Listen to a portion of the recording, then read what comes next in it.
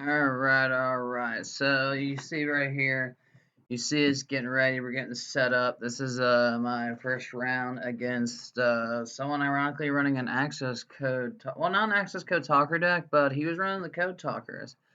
And I'm going to end up losing the first die roll, and if you keep watching, you'll see what happens. This man rolls higher than me, and if you know me, if you met me, I don't roll dice. I'm terrible at it. So we're gonna go ahead and get a proper draw. He's gonna go ahead and start doing his setup. He's gonna go into Lady Debug. Lady Debug just start out. He's gonna start and do his little extension. This man's gonna eventually hit me with a U-link, where they just take the whole zone. He's gonna pop off. I drew a shit hand, so as you can tell with the lack of responses I have for him. We're talking no hand traps. I think I drew a bunch of back row. Well, no, I have some response from what I can see, but nothing fantastic. It's not great. Um, you can tell that I'm sitting there just waiting. He's gonna end up taking a pretty long time to set up his board, and it'll end up forcing the round.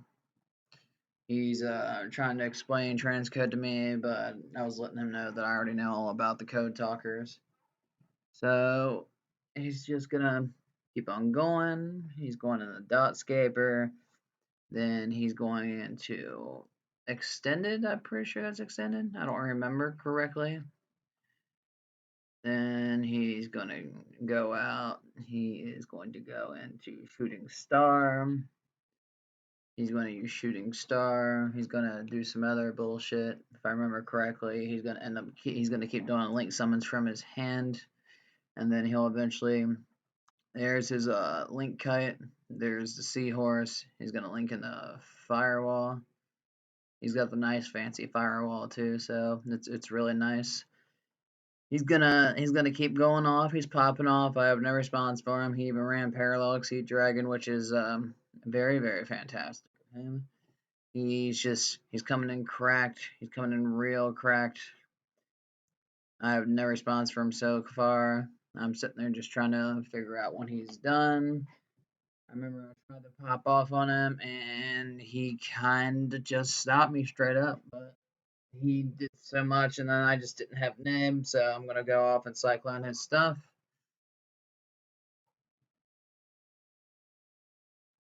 So we're gonna pop the cyclone. I'm gonna ask about his cards on the field.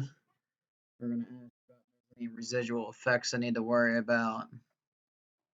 Gonna go ahead, go Kid Brave. We're gonna cross Dom. Gonna hit his firewall, negate the effect, so I can try to pop off Kid Brave.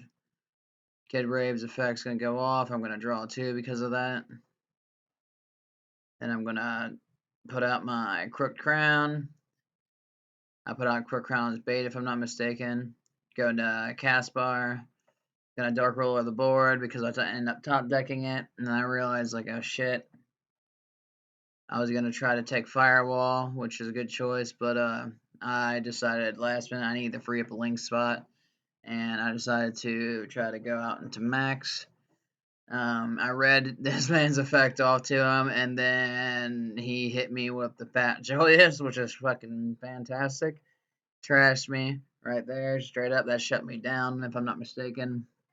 We're just gonna I'm gonna look through my grave, see if there's anything, if I got anything. This is local, so I tried to play test these muskets, giving them another run. Tried to. I mean, it went. That's all I'm gonna say. He sets up. He's just gonna set up. He's gonna end up bouncing my. I use Crooker's Crown, a special summon Kid Brave, get Kid Brave's effect because Crooked Crown was going off in response. It's resolving. And then, if I remember correctly, for the first round, he's going to end up bouncing my stuff off the field. He's going to swing in because he had that Crusadia guy. I'm trying to remember his name. Link 4 has a bunch of attack. He went in the update jammer, so he could attack twice. It's pretty gnarly. I'm trying to remember if I sided out. I did end up siding out against him. I believe I grabbed like Nibiru and something else. Trying to remember exactly because I got 4 cards sitting right there. I'm just trying to remember what I sided out against him. No, no, I think I just sided just the nibs. No. I'm siding in right now. What did I side in? It was Nibiru and something else. Anyway, so we're gonna go into the next round. So in the next round, we're gonna do the cut because we're both proper men. I'm in a culture, of course.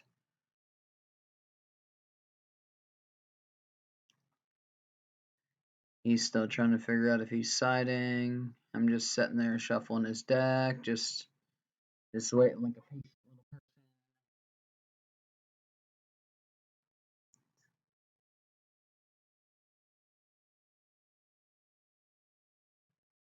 Now, if I remember, I pop off this time around. I'm pretty sure I go first. We're gonna just do a set one pass. So kind of, if I'm not mistaken, that's just a crackdown. It's just a bait.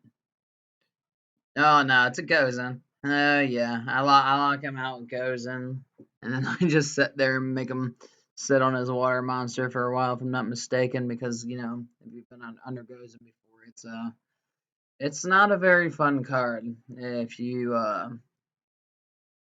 know yeah, because you see me slowly adding to my field. That face down is a joyous spring, if I remember correctly.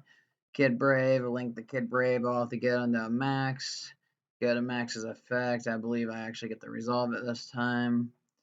So we're gonna get the Caspar, we're gonna get the Starfire because he's got 2 back row. And at this point, if I'm not mistaken, we go to try to we leave the Gozen for right now. And if I remember correctly, I end up using Eldritch and then hitting his back row of Eldritch and then sending Gozen in the graveyard to try to push him into the game 3. Let's see. Some back row. Some more back row. It's just a little grind game at this point. I'm not even attacking that seahorse because that seahorse happened to be thick.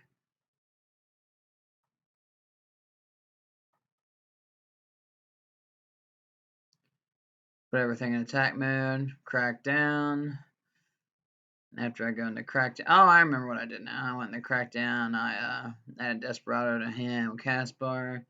I popped the crackdown to bring Eldritch back to the field to keep him under the floodgate. I remember correctly now. And then we just go on the offense. Swing it down, swing. He ends up just taking all of it. I still have a joyous face down the field, which is hilarious to me.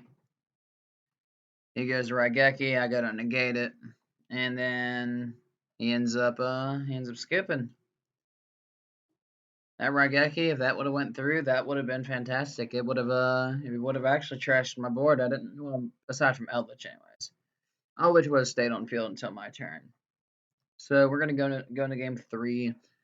Now in game 3, if I'm not mistaken, this man for Code Talker deck bricks really badly, and he tells me he bricks. So I'm just like, oh, I can't be that bad. It's Code Talkers. You can do a bunch of links from his hand, and then he puts up Eevee. He ends up giving me Eevee,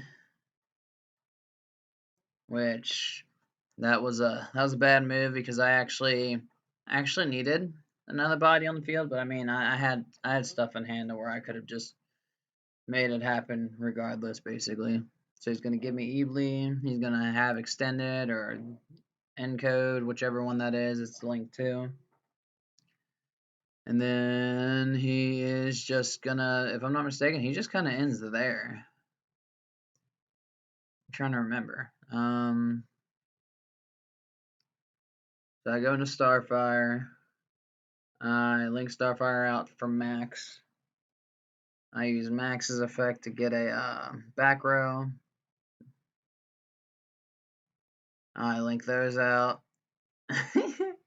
I linked those out for Verde, and this man, I remember this man was like, oh, no, don't do it, no, I remember. So we're going to go ahead and do Verde, and then make the Dragoon. And then we're going to whip out the boy. The boy's going to pop. I'm going to put 2 back row. I'm going to swing with them both. He's just going to take it. I'm going to go to draw. I'll let him use Sign Up Mining. He goes to try to start setting up. He goes Dotscaper. I go Gozen. They're both dark for me, and that shuts out the game right there, boys. That shuts it out. Yeah.